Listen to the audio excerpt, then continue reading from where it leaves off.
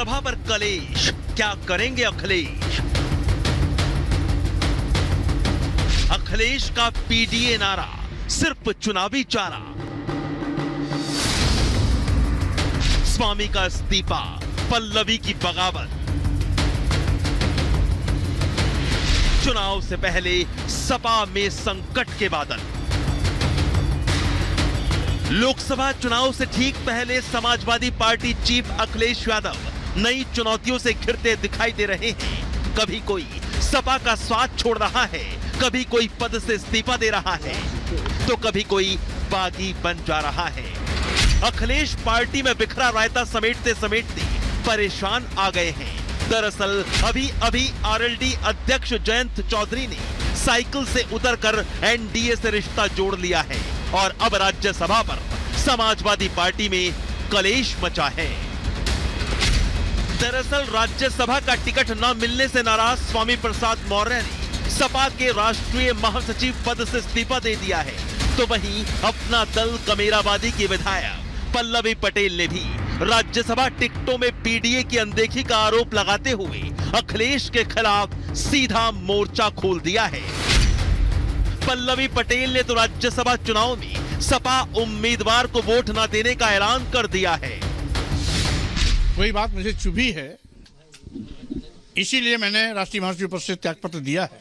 राष्ट्रीय महासचिव के साथ पद की गरिमा के विपरीत जो आचरण किए गए पार्टी में, उस पर नाराजगी मुझसे जरूर है। पीडीए की बात थी, पीडीए हमारा नारा है, तो जब 3 राज्यसभा सीट थी तो उसमें पिछड़ा दलित अल्पसंख्यक कहाँ है? जया बच्चन जी उत्कृष्ट अभिनेत्री हैं, विदुषी महिला हैं, लेकिन ये कोई फिल्मी ड्रामा नहीं चल रहा है। आलोक रंजन जी क्या है? एक सरकारी क्लर्क।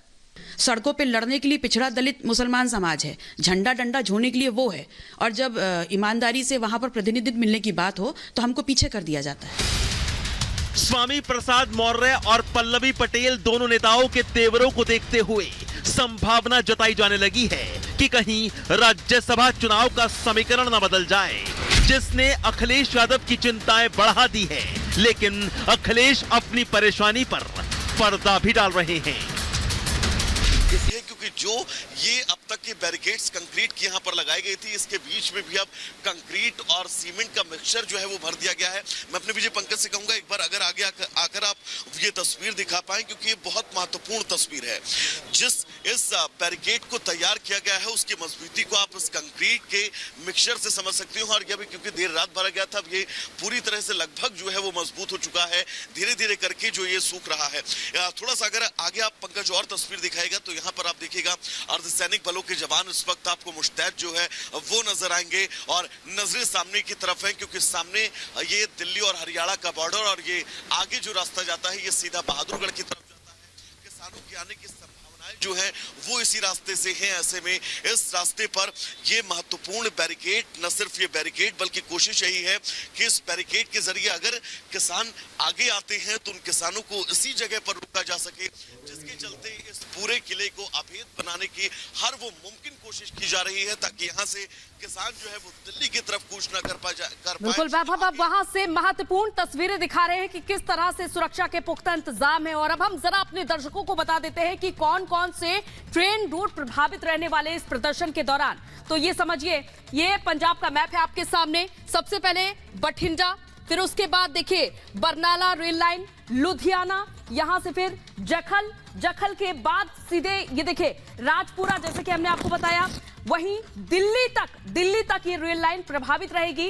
अमृतसर जो महत्वपूर्ण रेलवे स्टेशन है, फतेहगढ़ साहिब रेलवे लाइन, तो ये तमाम रेलवे स्टेशन जो रूट है अलग अलग वो प्रभावित रहने वाले हैं। यानी कि जो यात्रीगण इंतजार कर रहे होंगे अपनी ट्रेन आने का, उनके लिए ये महत्वपूर्ण जानकारी हम बता देते हैं कि पंजाब की ये अलग अलग रेलवे स्टेशन प्रभावित रहने वाले हैं। यहाँ तक कि नई दिल्ली की रेल लाइन भी प्रभावित रहने वाली है। तो आप समझिए किसानों का 12 बजे से लेकर शाम 4 बजे तक ये प्रदर्शन होने वाला है और पंजाब की ये अलग अलग रेल लाइन पूरी तरीके से प्रभावित रहेंगे। खासतौर पर हम समझ सकते हैं कि जो 5 रेल लाइन है, शुरुआत देखिए बरनाला रेल लाइन से बठिंडा, लुधियाना, माफ कीजिएगा, जखल, और इसके बाद दिल्ली की रेल लाइन तक प्रभावित रहने वाली है। फिलहाल इस वक्त एक बड़ी खबर आ रही है, रुक कर लेते हैं बड़ी खबर का।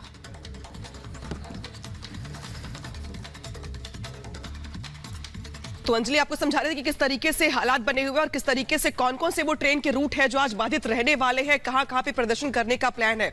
अब सीधे रुक करते हैं ग्राउंड जीरो का। हमारे साथ जुड़ गए हमारे सहयोगी जतिन, इसके अलावा हमारे साथ जुड़ गए लोमस भी है, साथ ही साथ हमारे साथ वैभव भी। सीधे रुक करते हैं जतिन का। जतिन, जिस तरीके से हालात दिखाई दे रहे हैं, सीधे रुक करते हैं लोमस का। पहले लोमस मैं आपके पास आ रही हूं।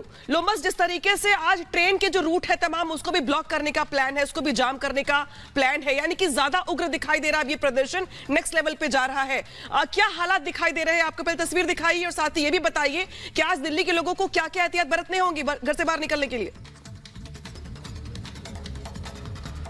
बिल्कुल, मैं आपको बता दूं कि आज बड़ा दिन है, एक बैठक के रूप में भी, और दूसरा जो किसानों ने आह्वान किया है कि रेल रोको का अगर उनकी बात समय पे नहीं मानी जाती, उनकी बात समय पे नहीं समझी जाती, तो उनके द्वारा ये रेल रोको अभियान चलाया जाएगा और रेल रोको अभियान दिन के 12 बजे से शुरू हो जाएगा। मैं एक तस्वीर अपने विजय के द्वारा दिखाना चाहूंगा। यहीं से जो रेलवे की मेन लाइन है वो कुछ दूर से जाती है और साफ तौर पे आप देख सकते हैं, एक तरफ जहां शंभू बॉर्डर, दूसरी तरफ रेलवे लाइन आप देख सकते हैं। मैं अपने कैमरा पर्सन को बोलूंगा कि थोड़ा जूम करके दिखाने की कोशिश करें, क्योंकि सुबह का समय और धुंध है तो इस कारण से ज्यादा स्पष्ट ये नहीं दिख पाएगा, लेकिन जो हमारे विजय वो लगातार कोशिश कर रहे हैं कि वो रेलवे लाइन दिखाएं। ये रेलवे लाइन है जो कि दिल्ली को जोड़ती है और तमाम जो रेल है इसी रेलवे लाइन से जाती है। तो जब किसानों के द्वारा ये रेल रोको अभियान चलाया जाएगा, बिल्कुल जा रहा है तो ये तस्वीरें दिखा रहे हैं रेल रोको अभियान, रेल रोको आंदोलन की आज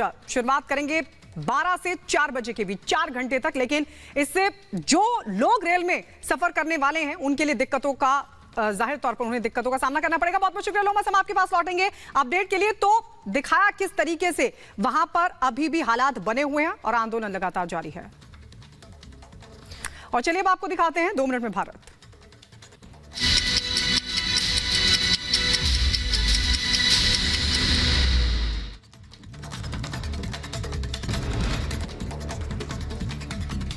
राज्यसभा के लिए बीजेपी के 8वें उम्मीदवार का ऐलान आज। संजय सेठ हो सकते हैं उम्मीदवार, आज कर सकते हैं नामांकन। आज पंजाब में प्रदर्शनकारियों का रेल रोको आंदोलन। एमएसपी समेत 10 मांगों को लेकर दोपहर 12 बजे से शुरू करेंगे रेल रोको आंदोलन। सरकार के साथ बैठक को लेकर आपको बता दें, सरवन सिंह पंधेर का बयान आया सामने। आज सकारात्मक मूड के साथ बैठक में होंगे शामिल, पूरा भरोसा निकलेगा सकारात्मक समाधान। हरियाणा के सीएम मनोहर लाल खट्टर आज दोपहर 12 बजे करेंगे प्रेस कॉन्फ्रेंस। सीमा पर हो रहे विरोध प्रदर्शन को लेकर रखेंगे सरकार की बात। हरियाणा पुलिस के डीजीपी शत्रुजीत कपूर का बयान आया सामने। कानून व्यवस्था के लिए पुख्ता इंतजाम, 15 जिलों में धारा 144 लागू, पैरामिलिट्री की 64 और पुलिस की 50 कंपनियां हैं तैनात। कोई चाल नहीं है, कोई किसी की नाराजगी नहीं है। मैं तो बस इतना ही कहूंगा, किसी भी व्यक्ति को अपने खुद को धोखा नहीं देना चाहिए। दरअसल समाजवादी पार्टी ने राज्यसभा चुनाव के लिए अपने उम्मीदवारों के नाम का ऐलान किया। सपा ने राज्यसभा चुनाव के लिए पूर्व सांसद रामजीलाल सुमन, जया बच्चन और पूर्व आईएएस अधिकारी आलोक रंजन को उम्मीदवार बनाया। सपा के इन सभी उम्मीदवारों ने अपना नामांकन भी दाखिल कर लिया है। इधर सपा में राज्यसभा उम्मीदवारों का नाम सामने आते ही झगड़ा खुलकर सामने आ गया। पीडीए यानी पिछड़ा, दलित और अल्पसंख्यक के जिस फार्मूले के दम पर अखिलेश लोकसभा चुनाव में बीजेपी को हराने का दम भर रहे हैं, उसी के आधार पर अखिलेश के खिलाफ मोर्चा खुल गया। साथ ही अखिलेश यादव पीडीए फार्मूले पर एनडीए के रडार पर भी आ गए हैं। समाजवादी का पीडीए है कहां, अब तो एफडीए हो गया। विकास की बात आप देखेंगे तो देश के यशस्वी प्रधानमंत्री मोदी जी ने उन घरों तक योजनाओं को पहुंचाने का काम किया है जो 70 वर्षों तक इन कांग्रेसियों ने, सपाइयों ने, सबने जो है जीवन में उनके हक को लूट करके अपने खजाने को भरा है। देखिए, ये एक ड्रामा है इस्तीफा, क्योंकि अखिलेश यादव जी के इशारे पर ही स्वामी प्रसाद मौर्य लंबे समय से सनातन धर्म के खिलाफ बोल रहे हैं। आज उन्होंने दे दिया इस्तीफा, कल मंजूर भी कर लिए जाएंगे, परसों बना दिए जाएंगे, ये भी तो हो सकता है। लेकिन एमएलसी से रिजाइन दे तब मैं मानूंगा कि नहीं, हाँ वास्तव में ये दोनों लोग मिले हुए नहीं हैं। फिलहाल जिस तरह के हालात समाजवादी पार्टी में दिखाई दे रहे हैं, उससे सवाल यही खड़े हो रहे हैं कि क्या समाजवादी पार्टी में अंदरूनी कलह छिड़ गई है? क्या बारी बारी से कार्यकर्ता सपा का साथ छोड़ रहे हैं? अखिलेश को वाकई पीडीए की चिंता है या महज दिखावा भर है? क्या अखिलेश यादव का पीडीए राग वोट के लिए महज चुनावी चारा भर है? Bureau report, Republic Bharat.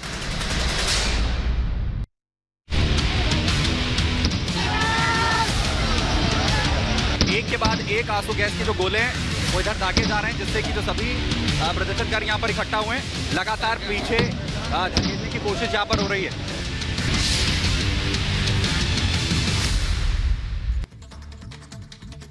और इधर बात करते हैं किसानों के आंदोलन की, और अब किसानों ने नया ऐलान किया है। दरअसल पंजाब में अलग अलग जगह पर 12 बजे से लेकर शाम 4 बजे तक ट्रेन रोको आंदोलन का ऐलान किसानों की ओर से किया गया है, क्योंकि किसानों का ये कहना है कि हमारी मांगे नहीं मानी जा रही है। हालांकि आज सरकार शाम 5 बजे एक बड़ी बैठक चंडीगढ़ में जरूर करेगी, तीसरी ये बड़ी बैठक होगी। लेकिन दूसरी तरफ पंजाब में अलग अलग जगहों पर किसानों ने ट्रेन रोको आंदोलन का ऐलान किया है, और इसके लिए समय भी दिया गया है।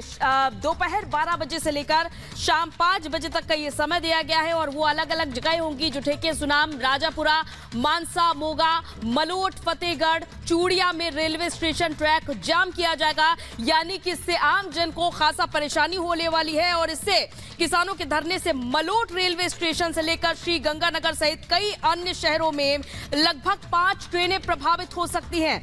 तो ये ऐलान फिलहाल किया गया है, 4 बजे तक ट्रेन बाधित रहेंगी। और इसके अलावा आपको बताते चले कि 5 बजे बड़ी बैठक होने वाली है, तीसरे राउंड की बैठक होगी। हालांकि अभी तक जो बैठकें रही है 2 राउंड की, वो बेनतीजा रही। और सीधे चलते हैं ग्राउंड जीरो पर। हमारे साथ जुड़ के हमारे 2 सहयोगी वैभव जुड़ गए हैं, साथ ही हमारे साथ लोमस जुड़ गए हैं। पहले रुक करते हैं लोमस का। लोमस, जिस तरीके से हम हालात देख रहे हैं पिछले 2 दिनों से, आज को लेकर दरअसल कहा जा रहा है कि आज बैठक होने वाली है, बातचीत होने वाली है, लेकिन बातचीत एक तरफ, उपद्रव एक तरफ। हालात कैसे हैं अभी? बिल्कुल, मैं आपको बता दूं कि मैं अभी शंभू बॉर्डर में मौजूद हूं, और सुबह का ये समय है, और साफ तौर पर आज बड़ी एक बैठक होने वाली है। किसानों के नेता